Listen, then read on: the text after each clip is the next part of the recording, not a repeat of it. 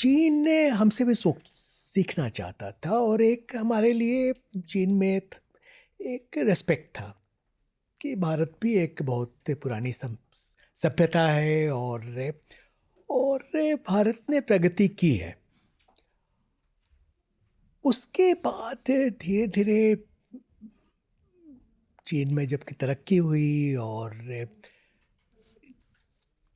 चीन की आर्थिक शक्ति और जो सामरिक शक्ति है, और भारत की आर्थिक शक्ति और सामरिक शक्ति के बीच में जो गैप है, वो दायरा जो है वो बढ़ता गया, और अभी वो दायरा काफ़ी बढ़ गया है। ये हमारे लिए एक बहुत चिंता की बात है। चीन को अब लगता है कि उसका समय आ गया है, और ये अभी नहीं लग रहा है, काफ़ी दिन से लग रहा था। आपने शुरुआत में एक बहुत अच्छी बात कही जो हमें समझना चाहिए। चीन का एक अपना नैरेटिव है। उसका ये नैरेटिव है कि हिस्टोरिकली चीन सबसे विश्व में प्रगतिशील देश या सभ्यता रही है, और बीच में 100 साल का एक आया जो सेंचुरी ऑफ ह्यूमिलिएशन आया।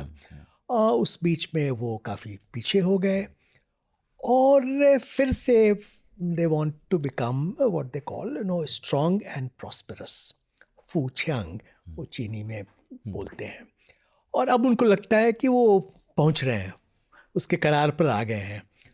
तो वो उनको लगता है जो उनकी जो ऐतिहासिक भूमिका रही है, वो फिर से उसको निभाने का समय आ चुका है, निभाने का समय आ गया है।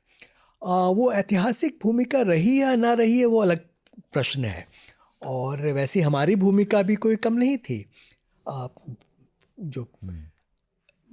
जो इस बारे में जिन लोगों ने अध्ययन किया है वो कहते हैं कि काफ़ी लंबे समय तक विश्व में सबसे बड़ी अर्थव्यवस्था भारत की रही, चीन की नहीं रही। लेकिन ये दोनों मुल्क या सभ्यता के ये मुल्क तो समय नहीं थे, सबसे आगे थे, उसमें कोई संदेह नहीं है। जब तक कि एक कॉलोनियल पीरियड स्टार्ट हुआ तो उनका भी एक खामियाजा हुआ, हमारा भी खामियाजा हुआ। तो इससे एक विरोधाभास आ जाता है, और उन्हें भी लगता है कि उनकी एक मैनिफेस्ट डेस्टिनी है जो सबसे आगे निकलेंगे।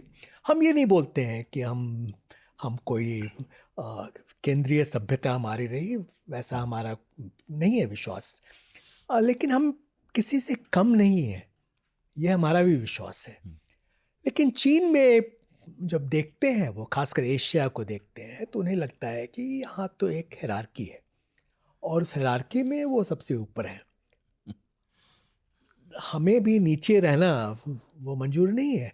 तो एक तरह से देखिए तो ये नैरेटिव का क्लैश हो जाता है, एक सोच का, और जो एक क्या उनका एस्पिरेशन क्या है, हमारा एस्पिरेशन क्या है, उसके बीच में कहीं एक विरोधाभास आ जाता है। तो ये आपने बहुत सही चीज़ कहा।